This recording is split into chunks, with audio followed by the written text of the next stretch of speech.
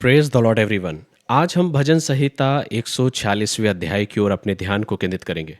मेरे प्रियो, कई बार हम लोगों से, संसार के लोगों से और अपने आसपास उपस्थित लोगों से बहुत सारी उम्मीद को लगा देते हैं, और जब वही लोग बदल जाते हैं तो कई बार हमारा और आपका दिल टूट जाता है। भजन संहिता 146वां अध्याय इन्हीं बातों की एक गहरी सीख देता है कि हमें और आपको इंसानों पर नहीं पर अपने परमेश्वर पर भरोसा रखना चाहिए।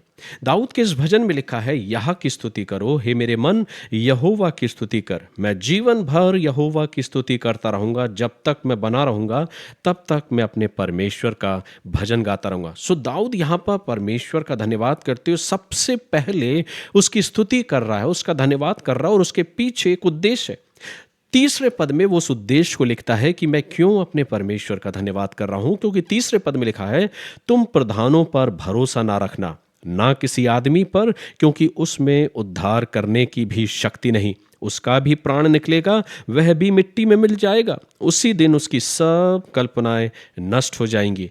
क्या ही धन्य है वह जिसका सहायक याकूब का परमेश्वर है और जिसका भरोसा अपने परमेश्वर यहोवा पर है। तो यहाँ पर दाऊद स्पष्ट रीति से इन बातों को बयां कर रहे हैं, इन बातों को लिख रहे हैं कि हमें और आपको इंसानों पर नहीं, प्रधानों पर नहीं, पर अपने परमेश्वर पर यकीन और भरोसा रखना चाहिए। क्योंकि दुनिया के लोग बहुत सीमित हैं मेरे प्रियो, वे हमेशा हमारी और आपकी मदद नहीं कर सकते, लेकिन स्वर्ग का परमेश्वर हर पल हर क्षण मेरे और आपके करीब रहता है। वो दुनिया के लोगों से बेशक बिल्कुल अलग है।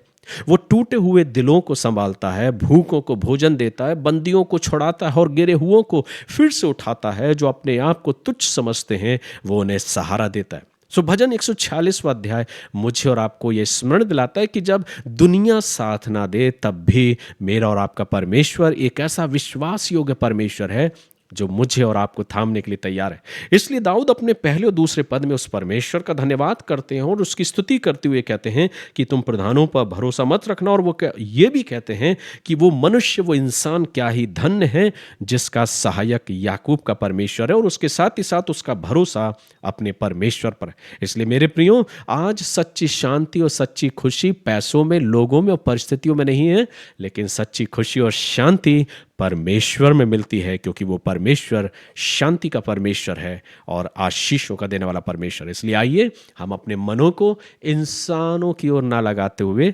स्वर्ग के परमेश्वर की ओर लगाने वाले हो सके, ताकि वो स्वर्ग का परमेश्वर अपने आशीष के झरोकों को खोलकर अपनी अपार आशीषों से आपको परिपूर्ण करे और आप अपने जीवन में परमेश्वर का धन्यवाद करने पाए। प्रभु इन वचनों के द्वारा आप सभी को आशीष दे और ऐसा अवसर दे कि हम सब मिलकर दाऊद के इस भजन को अपनी जिंदगी में दोहराने पाएं और अपने परमेश्वर का धन्यवाद करें। God bless you. प्रभु आप सभी को आशीष दे।